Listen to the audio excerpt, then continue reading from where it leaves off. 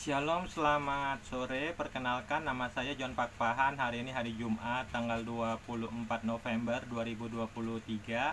Pada saat ini saya akan bicara dengan tema Muhammad SAW mengubah cerita Gideon dalam Alkitab orang Kristen. Saya ulangi satu kali lagi. Pada saat ini saya akan bicara dengan tema Muhammad SAW mengubah cerita Gideon dalam Alkitab orang Kristen. Mari kita mulai.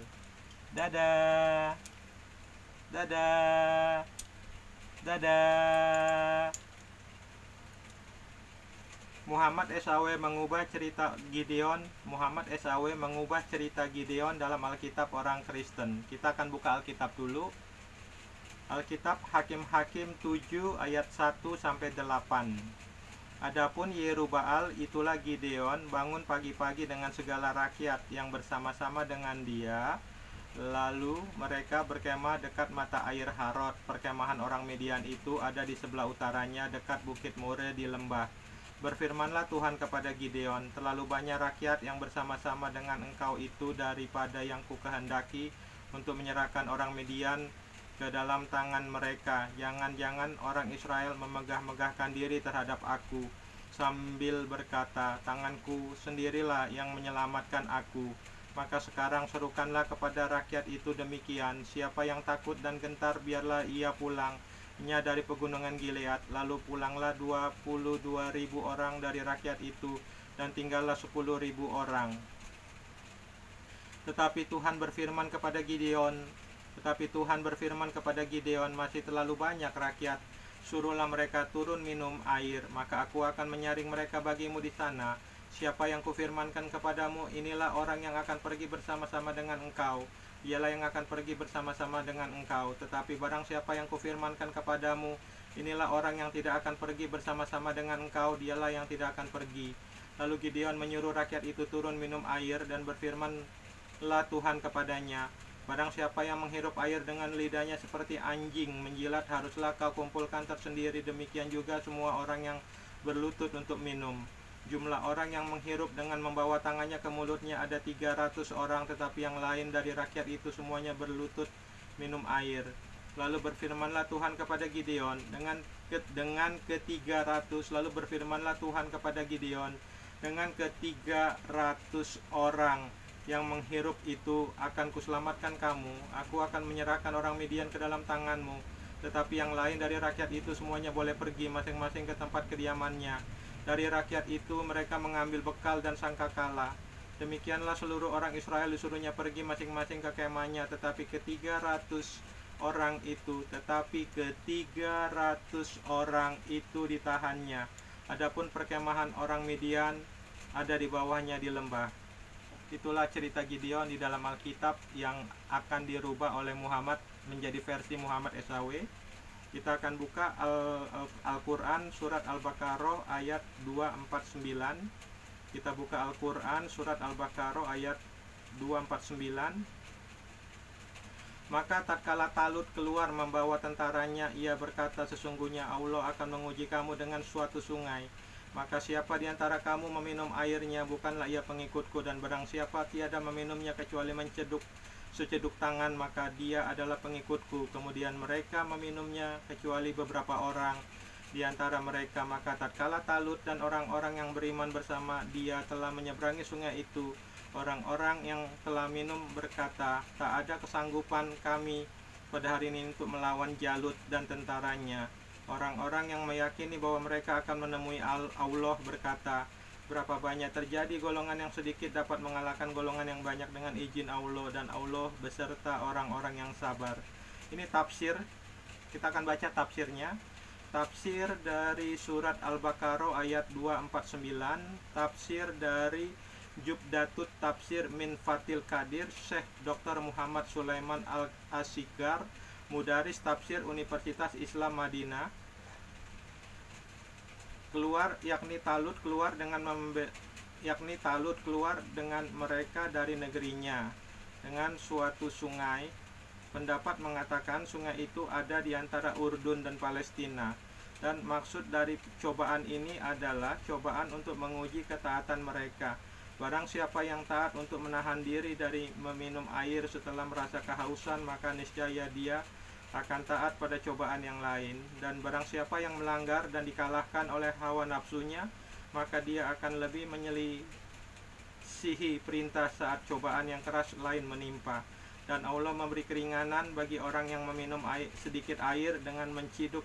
Dan Allah memberi keringanan bagi orang yang meminum sedikit air dengan menciduk memakai tangannya untuk menghilangkan sedikit rasa haus dan untuk mematahkan gejolak jiwa saat itu.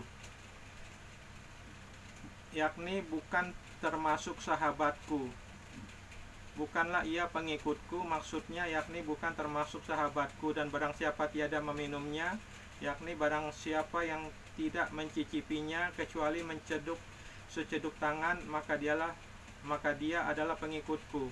Makna adalah mengambil air dengan tangan atau alat lain. Dan makna menurut salah satu pendapat adalah mengambil air dengan satu telapak tangan, dan pendapat lain mengatakan yakni dengan menggunakan kedua telapak tangan. Kemudian mereka meminumnya, yakni mereka menyelisihi perintah raja mereka, sehingga mereka dilarang untuk melanjutkan perjalanan dengannya untuk bertemu para musuh, kecuali beberapa orang di antara mereka. Dan mereka seperti jumlah orang yang pengikut perang Badar, 300 dan beberapa belas orang, sebagaimana yang disebutkan di Sahih Bukhari dan lainnya. Ibnu Jarir meriwayatkan dari Al-Bara bin Ajib, ia berkata, dahulu kami bercakap-cakap bahwa para sahabat Nabi Muhammad yang mengikuti perang Badar berjumlah 300 dan beberapa belas orang, sesuai dengan jumlah para sahabat Talut yang melewati sungai bersamanya, dan tidaklah melewati kecuali orang mukmin. Dan As-Sudi berkata, mereka adalah pasukan berjumlah 80.000 orang, kemudian yang meminum air sungai berjumlah 76.000 orang, dan tersisa bersamanya 4.000 orang. Terdapat pendapat yang mengatakan meski telah diuji kesabaran dan ketaatan mereka dengan ujian ini, namun orang yang berhasil melewati sungai tetap tidak mampu sepenuhnya teguh saat bertemu dengan musuh.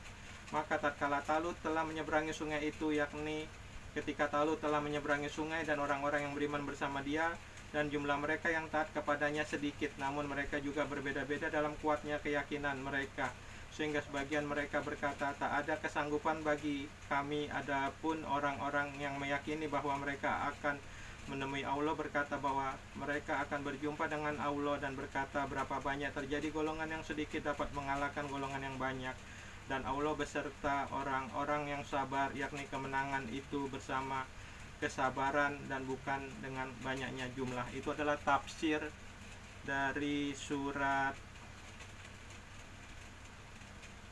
Al-Baqarah ayat 249, tafsir dari Jubdatut Tafsir min Fathil Qadir, Syekh Dr. Muhammad Sulaiman Al-Asikar, Mudaris Tafsir Universitas Islam Madinah. Kita akan melihat hadis. Kita akan melihat hadis. Kita buka hadis Tirmizi nomor 1524, Sunan Tirmizi nomor 1524, telah menceritakan kepada kami Wasil bin Abdul Ala Al-Kufi berkata, telah menceritakan kepada kami Abu Bakar bin Ayyashi dari Abu Ishaq dari Al-Bara, ia berkata, kami memperbincangkan bahwa jumlah pasukan Badar pada perang Badar seperti jumlah pasukan Talut, yaitu 313 orang. Dan dia berkata, dalam bab ini juga ada hadis dari Ibnu Abbas. Abu Isa berkata, hadis ini derajatnya hasan sahih. At-Sauri dan selainnya telah meriwayatkannya dari Abu Ishaq. Kita akan lihat hadis yang lain. Hadis Sunan Ibnu Majah nomor 2818, telah menceritakan kepada kami Muhammad bin Basisar, telah menceritakan kepada kami Abu Amir, telah menceritakan kepada kami Sufyan dari Abu Ishaq dari Al-Bara bin Azib. Ia berkata, kami sedang berbincang-bincang bahwa para sahabat Rasulullah di saat perang Badar berjumlah 300 orang lebih, sama dengan jumlah pasukan Talut yang dapat melewati sungai. Tak ada orang yang melewati sungai bersamanya kecuali seorang mukmin. Kita akan melihat hadis yang lain. Hadis Musnad Ahmad nomor 17820.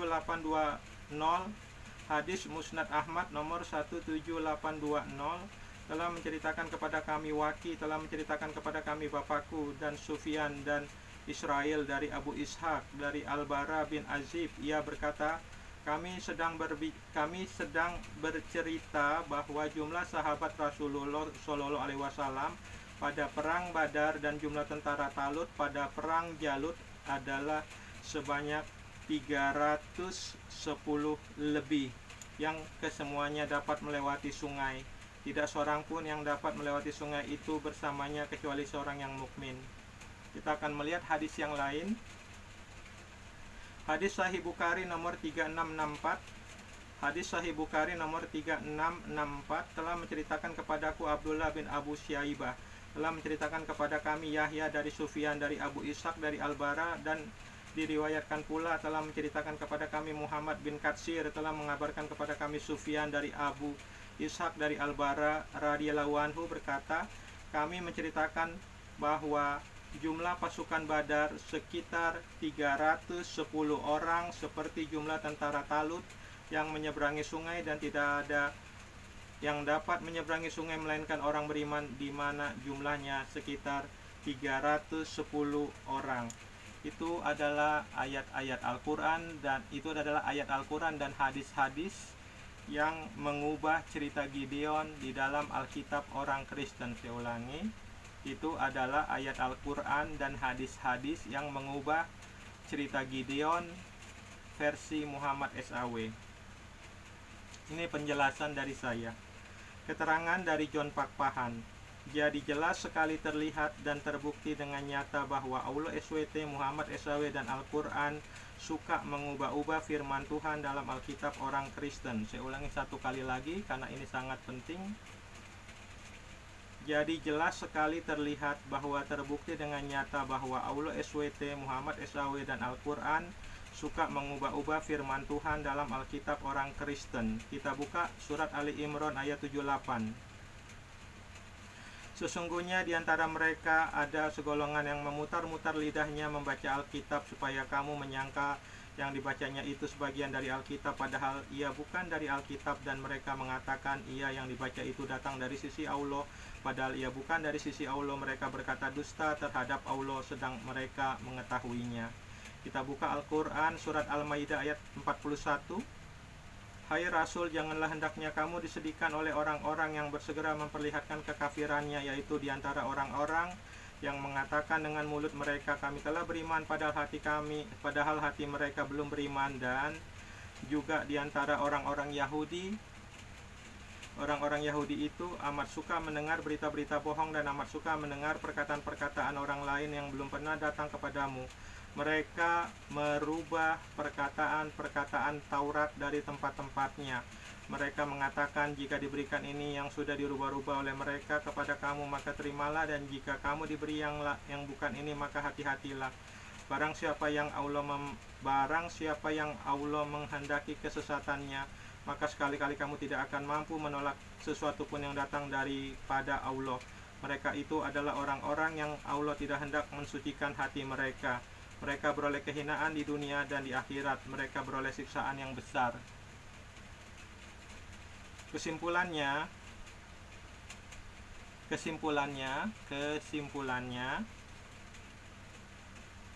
jadi jelas sekali terlihat dan terbukti dengan nyata bahwa Allah SWT, Muhammad SAW, dan Al-Quran suka mengubah-ubah firman Tuhan dalam Alkitab orang Kristen. Kalau memang benar adanya orang-orang Yahudi dan Nasrani mengubah-ubah firman Tuhan, maka tunjukkan kepada saya firman Tuhan yang belum dirubah-rubah, dan tunjukkan kepada saya firman Tuhan yang sudah dirubah-rubah. Kalau tidak bisa dibuktikan, maka terbukti dengan nyata bahwa Allah SWT, Muhammad SAW, dan Al-Quran berbohong dan berdusta besar dengan mengatakan bahwa orang-orang Yahudi dan Nasrani mengubah-ubah firman Tuhan. Terima kasih. Shalom, Tuhan Yesus Kristus memberkati. Dadah. Dadah. Dadah.